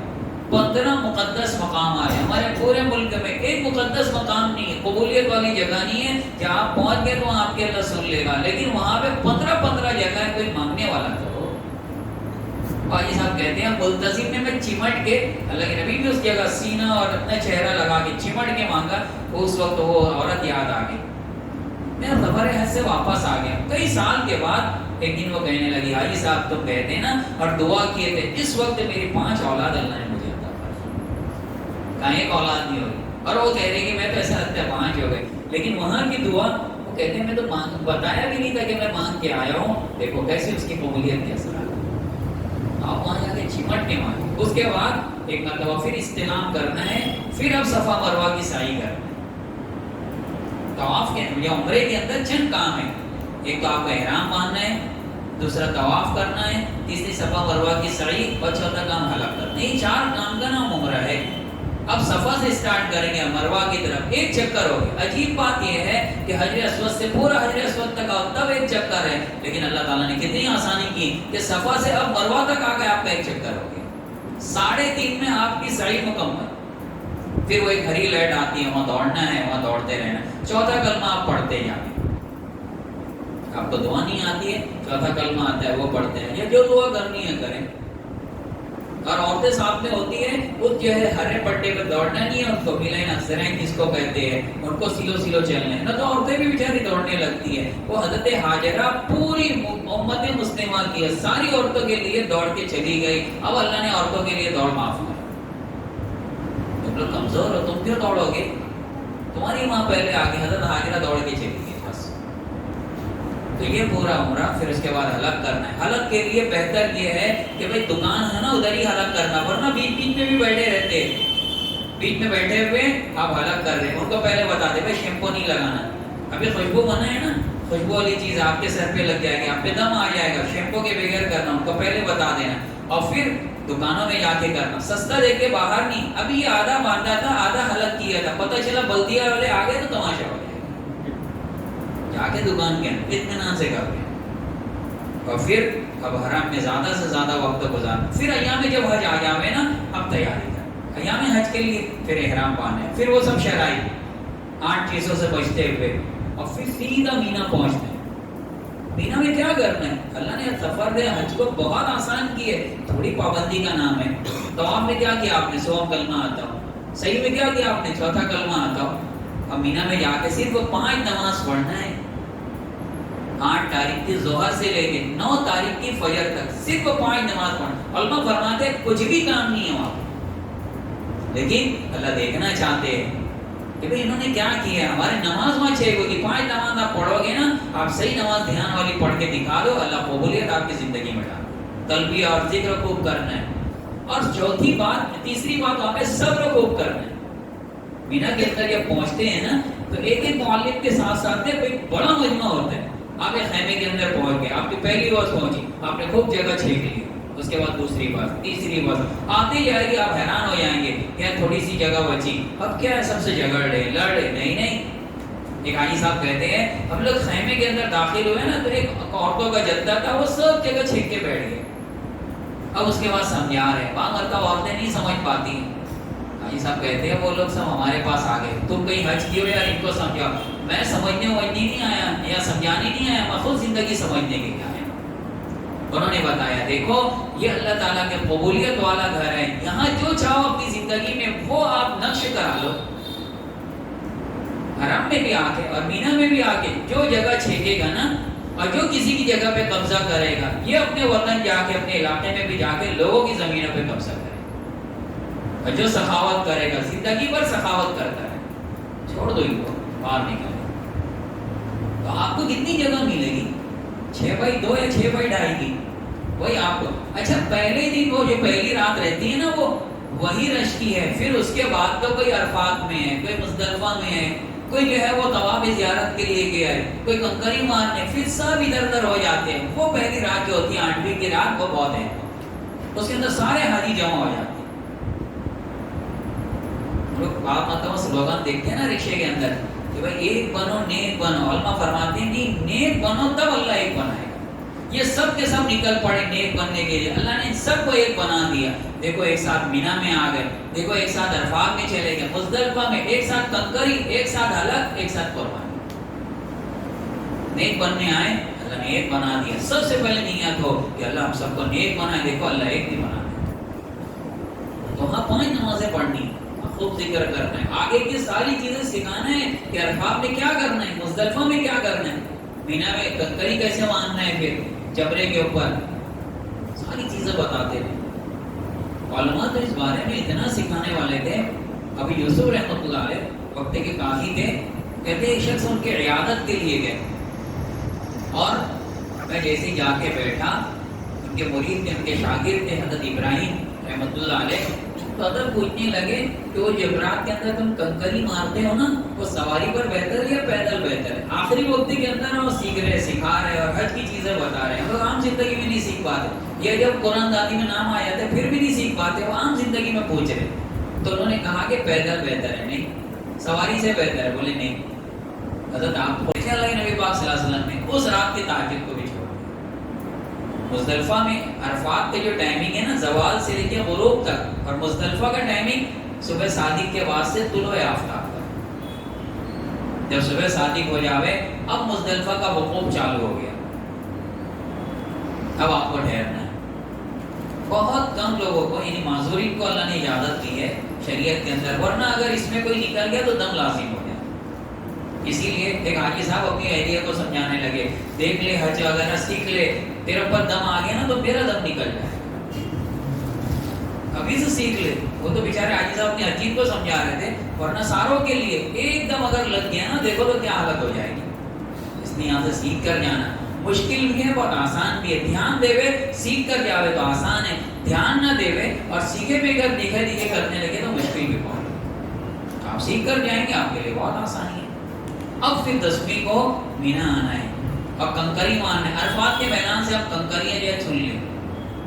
بعض لوگ کہتے ہیں 70 چن لے, بعض لوگ کہتے ہیں 48. جتنے دن آپ کو کنکری مارنا ہے, کنکری کے آپ کو 10ویں کو, 11ویں کو, 12ویں کو, یہ 3 دن ہے. پلس میں اگر کوئی 13ویں کو ٹھہر جاوے تو 13ویں کو بھی کنکری. پہلے دن مینا کے اندر ایک ہی جمرے کو کنکری, جو بڑا شیطان ہے اس کو کنکری مار. سب سے پہلے 7 کنکری مارنا رہے. اس کا بھی طریقہ بتایا, اس کی دعا بتایا گیا, بسم اللہ اللہ اکبر, اور رحمن للشیطان ولدر الرحمن. وہ ساری دعائیں آپ کو یاد کر سکتے ہو تو یاد کر لیں. اور اس کا طریقہ بتایا گیا, کتنی بڑی کنکری ہو, کابلی چنے کے دانے سے بڑی اور کھجور کے دانے سے چھوٹی ہو. بڑی بڑی بھی بہت نہ ہو, بہت چھوٹی بھی نہ ہو, اور اس کو جمع کر کے تھیلی کے اندر رکھ لے. بعض لوگ کہتے ہیں بھائی اس کو دھو لے, علماء فرماتے ہیں بہتر اس کو دھو لے. ایک حاجی کہنے لگے کہ بھائی جب شیطان کو مارنا ہی ہے تو دھونا دھانا کا, کیچڑ میں سے لے کے مار دو. اس کو مارنا ہے, ذلیل کرنا ہے, خوب ذلیل کرو.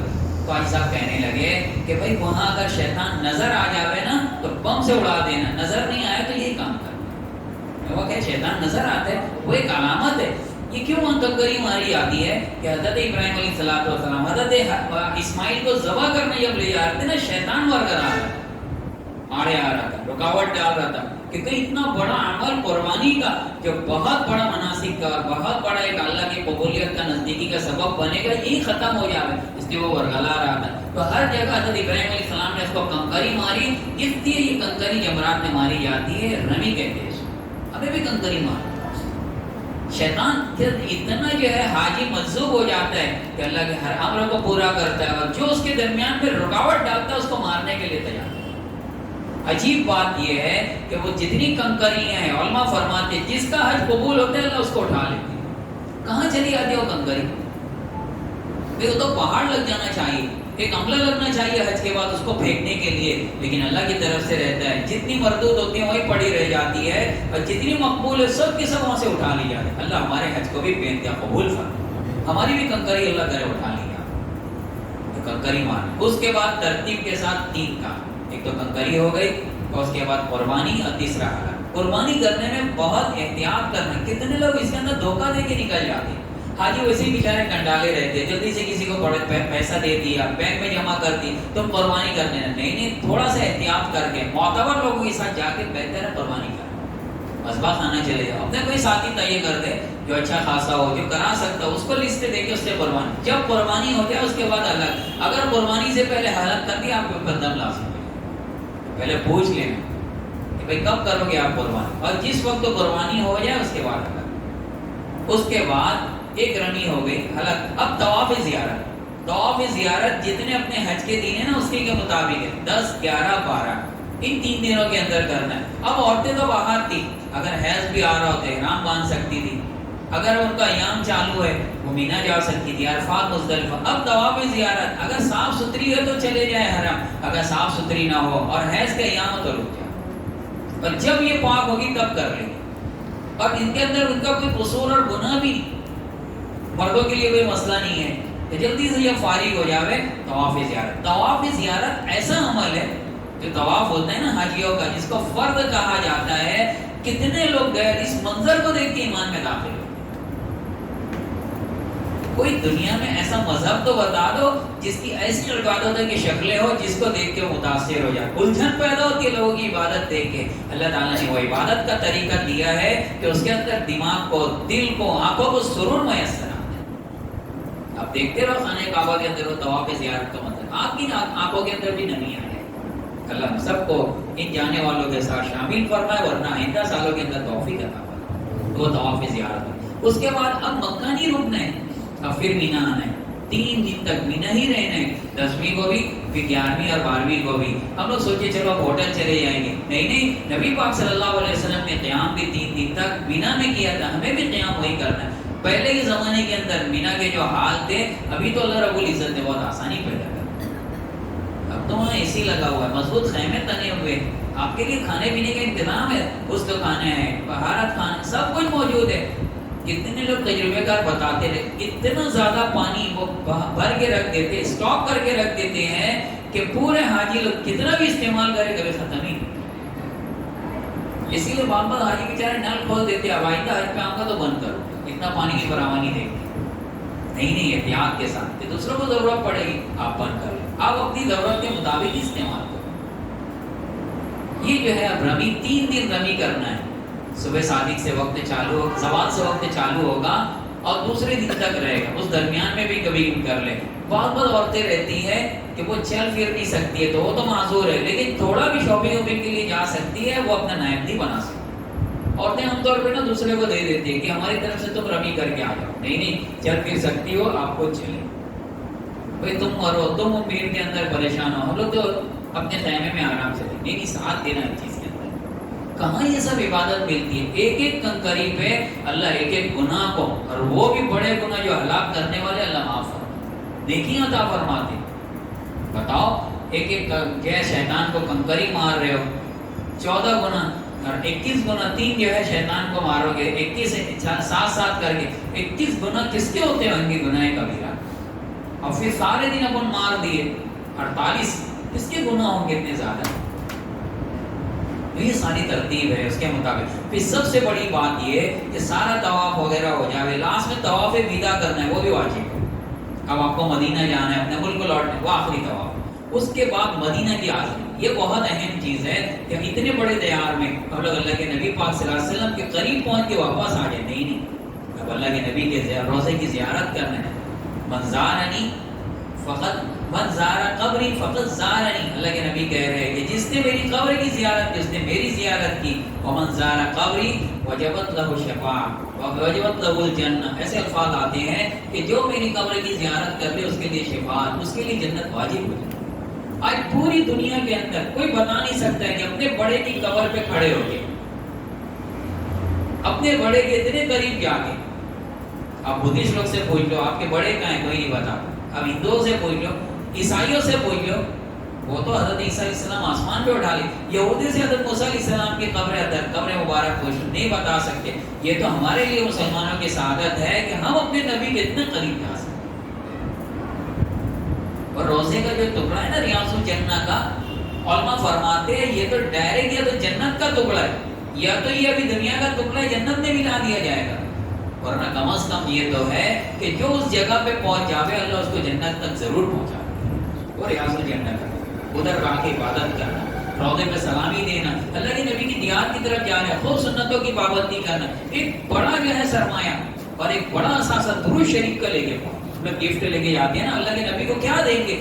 اللہ کے نبی کو کسی چیز کی ضرورت نہیں، لیکن ہمیں ضرورت ہے نا اللہ کے نبی، تو ہم بڑی چیز لے کر جائیں گے. درود شریف 5 بار تو جاتے ہوئے کہ اللہ کے نبی کے بھی روزے پہ جانا ہے، ابھی سے پڑھنا چالو کر دیا درود شریف. بات تو 1000 5000 10000 بابا حاجیوں نے بتایا 1 لاکھ درود شریف کی تصویر پڑھ کے ہم لوگ اللہ کے نبی کے روزے پر. اور وہاں جا کے کلمہ بھی پڑھ لینا، نبی کو سلام بھی عرض کرنا ہے. جتنے لوگوں نے سلام پہنچایا ان کا بھی سلام پہنچا. اللہ کے نبی یہاں تک تم نے پہنچایا ہے، میرا کلمہ بھی سن لو، میں بھی اللہ کے نبی آپ پر ایمان لایا ہوں. اس کی تصدیق آپ جنت کے وقت کر دینا تاکہ میرا جو ہے مغفرت کا اور نجات کا فیصلہ ہو.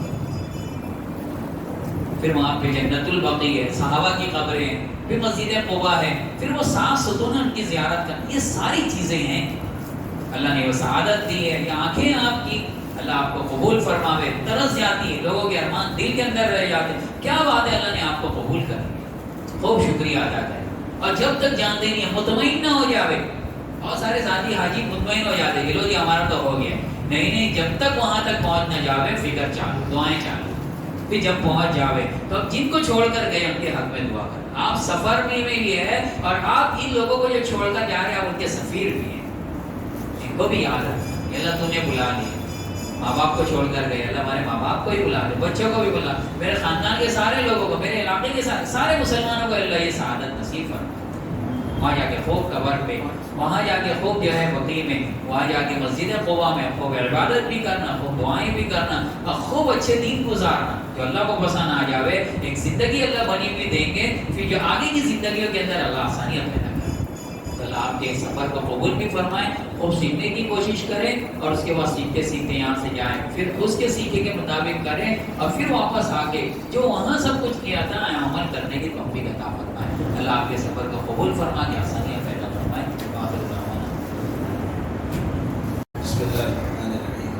الحمدللہ اس سال جو حجاج کرام اپنے شہر سے اللہ کے گھر کی زیارت کے لیے حرمین محترمین میں سفر پہ جا رہے ہیں، ان کی لسٹ بنائی گئی تھی، لیکن سارے حجاج کرام اس وقت یہاں موجود نہیں ہیں۔ اس میں سے میں نام پڑھتا ہوں جو حضرات موجود ہیں، اپنی حاضری طلب ظاہر فرما دیں۔ حسام الدین شیخ صاحب، صابر بھائی، اسلم خان صاحب، حاجی غلام نبی صاحب، ولی بھائی، حاجی اخلاق صاحب، وسیم احمد صاحب، آزاد بھائی، حاجی حبیب صاحب، مشتاق بھائی اور ولی اللہ بھائی، ضیاء الدین انصاری، یہ بھی حج کو جانے والے ہیں لیکن ان کا سفر پونا سے ہونے والا ہے، وہ بھی یہاں پہ موجود ہیں۔ ماشاءاللہ ابھی ان احباب میں سے 5 حضرات موجود ہیں۔ حسام الدین بھائی ہیں، صابر بھائی ہیں، اسلم خان صاحب ہیں، غلام نبی بھائی ہیں اور ولی بھائی ہیں۔ الحمدللہ حجاج کرام کی ان ارکان جو آپ کے سامنے تفصیل سے ذکر ہوئے ہیں، ایک تحریری فولڈر بھی الحمدللہ اسی پر مشتمل بنایا ہے، اور موقع محل کی یہاں وہاں کا بیٹھ کے مہمان، موقع محل کی جو ہے دعاؤں کا ایک فولڈر بھی ہے، جس میں طواف کے وقت، صحیح کے وقت اور کیا کہتے ہیں کہ استلام حجر اسود کے وقت یہ دعاؤں کا ایک جو ہے فولڈر ہے، اور اسی طریقے سے ارکان، شرائط، فرائض مختصر ایک فولڈر بنایا گیا ہے۔ انشاءاللہ یہ آپ حضرات کی خدمت میں حقیقت پیش کیا جائے گا۔